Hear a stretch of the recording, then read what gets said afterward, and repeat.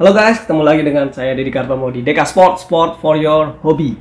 Ya, kemarin saya bikin postingan ya di YouTube. Kira-kira apa nih yang akan saya unboxing di sini? Oke, saya jawab sekarang yaitu Yonex Astrox 69. Ya, raket ini sebenarnya saya udah nungguin dari lama ya pengen beli ini. Sebelumnya saya bikin polling raket mana yang harus saya review terlebih dahulu. Saya berharap jawabannya Astrox 69. Ternyata teman-teman jawabnya Mizuno Promax ZX3 dan udah saya buat videonya. Dan raketnya ternyata bukan tipe power melainkan tipe kontrol, which is gak sesuai dengan gaya bermain saya. Sekarang udah saya jual ke Pak Asep. Jual murah ya, jual rugi. Gak apa-apa buat modal beli ini. Oke. Selanjutnya kita akan bongkar ini. Tapi sebelum bongkar ini, yang belum subscribe dulu. Kemudian yang udah subscribe jangan lupa di share, di like. Kalau mau komen, tanya-tanya boleh. Yang terpenting adalah teman-teman bisa dapat update video-video selanjutnya dengan mensubscribe. Apalagi kalau dinyalain notifikasi loncengnya ya. Oh ya, untuk Mizuno Promax ZX3 saya kasih linknya juga di deskripsi di bawah. Kemudian raket ini apabila sudah saya review maka akan ada link deskripsinya juga di bawah. Kalau belum ada berarti belum saya buat video reviewnya. Oke, sebelum kita membuka, saya mau bahas sedikit tentang Astrox 69 ini. Kenapa saya sangat tertarik dengan raket ini? Saya sangat penasaran sih lebih tepatnya, karena saya punya raket andalan yaitu Astrox 68D. Menurut saya ini di level intermediate, ini adalah raket yang paling baik buat pemain hard hitter. The best choice, apalagi kalau dapat yang 3U. Tapi konsekuensinya ya power kalian, tenaga kalian harus cukup kuat untuk handle raket berat ya. Nah, saya tuh penasarannya adalah raket ini secara spesifikasi sama banget, mirip banget. Tapi Yonex mengklaim dua raket ini adalah dua raket yang berbeda. Jadi Astrox 68D adalah seri untuk pemain doubles, untuk pemain belakang, dominate from the backcourt, relentless attack. Sedangkan untuk Astrox 69 yang merupakan versi murah dari Astrox 99, itu tagline-nya adalah for advanced player looking for increased shuttle hold, for explosive smash and relentless attacking. Jadi lebih untuk pemain single. Penggunanya adalah Kento Momota, brand ambassadornya. Sementara Astrox 88D itu yang pakai adalah Koch Marcus Fernaldi Gideon. Nah, dari situ saya jadi makin penasaran apa ya bedanya dengan spek yang sama, tapi yang satu bilangnya untuk pemain single, yang satu untuk pemain doubles, tapi dua-duanya adalah raket serang dan raket power.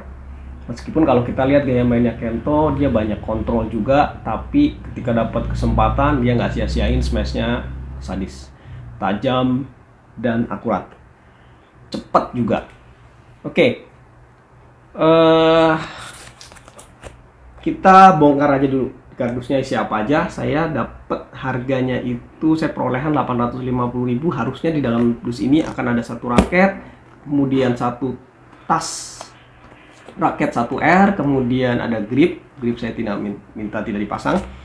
Kemudian untuk senar bawaannya adalah BG 66 Brilliant, tapi saya minta upgrade ke BG 66 Ultimax, tarikan 28 sehingga saya nambah 50.000. Jadi dari harga 800 jadi 850. Untuk tokonya saya nggak sebutin, tapi kalian bisa baca di sini. Oke, kita buka yuk.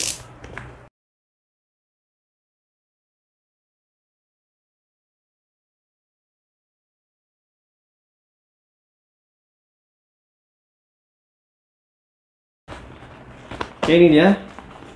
Ada tas 1R, warnanya merah. Yang sebelumnya saya punya warna biru. Kemudian ini di dalamnya. Saya taruh sini dulu ya. Oke, gripnya saya minta nggak dipasang. Oke, ada gripnya warna biru. Oh ya, ini yang new color ya.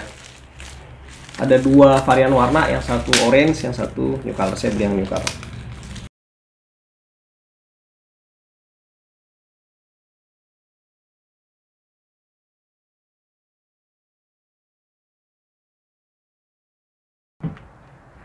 Oke, ini dia raketnya, Yonex Astrok 69 Relentless Attack ya, serangan yang terus menerus gitu ya, tiada henti. Astrok 69. Oke.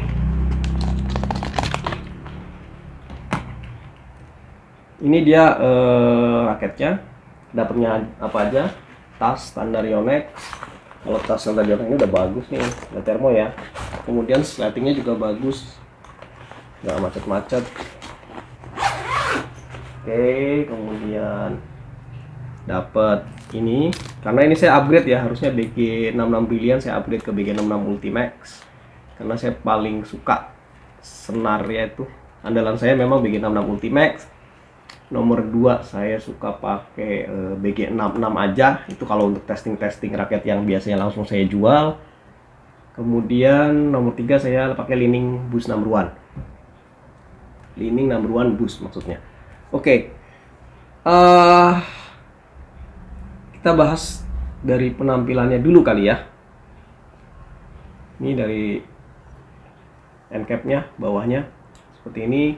Kemudian gripnya, di grip ada tulisan AX69EX SPN PBH 4U5. Artinya beratnya 4U, size gripnya 5. Kemudian tarikan maksimumnya 28 pounds. Ini adalah kode SP, artinya South Pacific. Singapura. SP itu Singapura untuk penjualan di South Pacific termasuk ASEAN ya. Kemudian ini Sunrise Singapura. Ini untuk ngetes keasliannya. Tapi saya udah berapa kali buka, yakin lah kalau ini asli. Tapi ini kita tes ya. Kemudian warnanya adalah seperti apa ya, ini emas tapi nggak emas juga ya.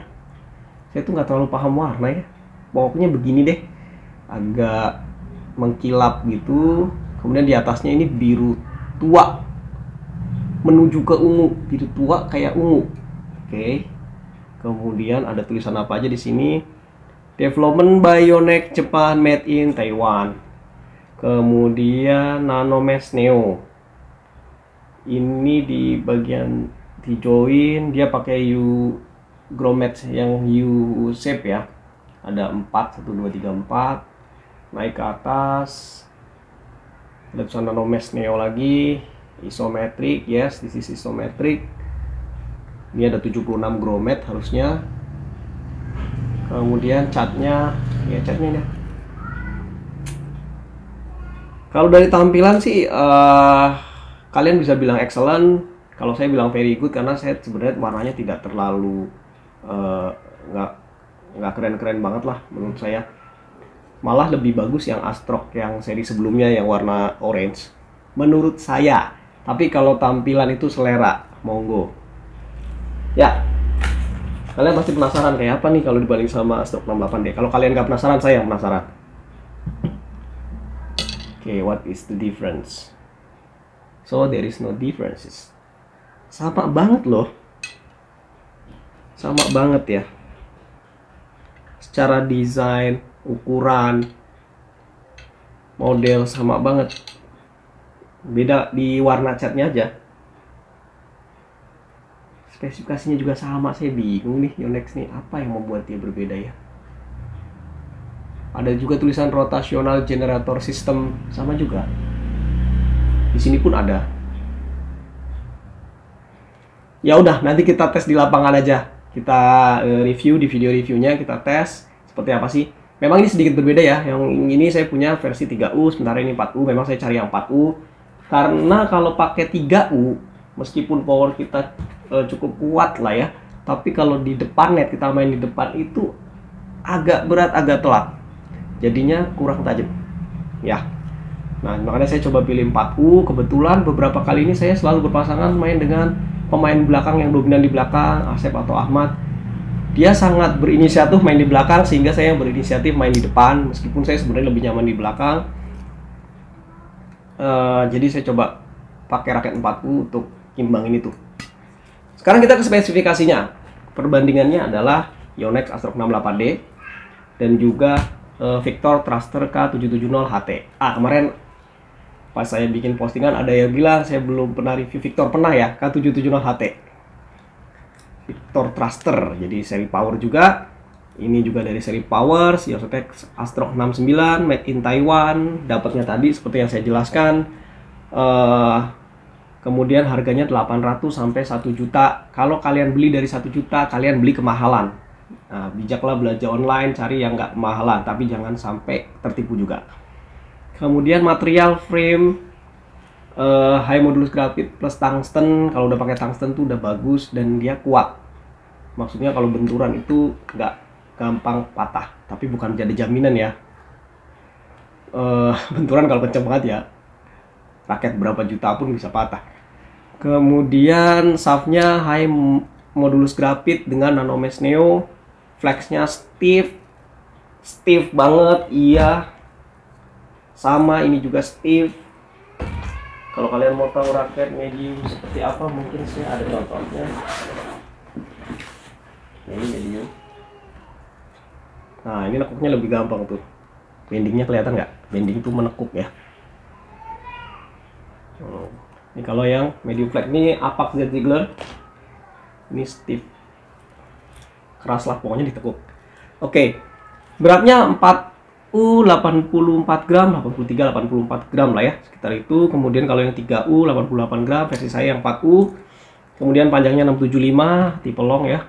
Kemudian balance point-nya 310 mm plus minus 2. Kemudian maximum tension untuk yang 4U 28 pounds. Kemudian yang 3U 29 pounds. Meskipun sebenarnya kalian bisa paksakan di atas itu, tapi percayalah sama saya, jangan suka melebihi rekomendasi dari pabrikan. Kenapa? Ilmu material. Kalau kalian tarik melebihi desainnya dia, mungkin bisa. Tapi ketika kena impact load, misalnya benturan, itu potensi patahnya akan jauh lebih besar dibanding kamu pakai frame tarikan sesuai dengan standarnya. Jadi framenya akan lebih cepat patah kalau kamu tarik lebih dari standar pabrikannya, karena dia sudah mendekati yield strength. Kalau udah lewatin yield strength, dikit aja kena impact load, langsung dia patah. Itu ilmu material ya teman-teman. Kemudian grommetnya 76.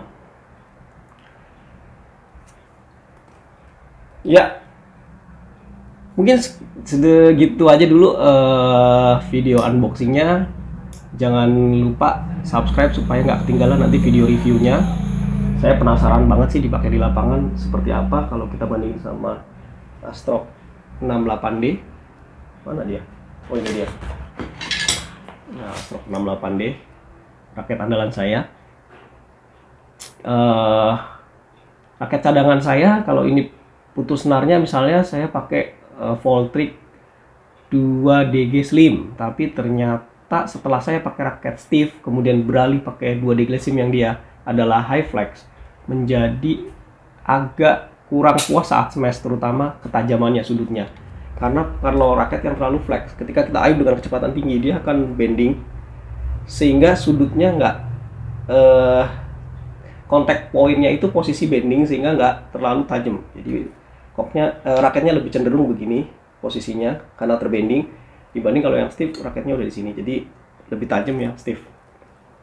Makanya kayak Marcus itu dia beralih dari Astrok 77 yang medium flex ke Astrok 88D yang dia lebih stiff, kemudian untuk smash jadi lebih tajam karena si Marcus udah nggak butuh flex, tenaga dari flex si raket ya.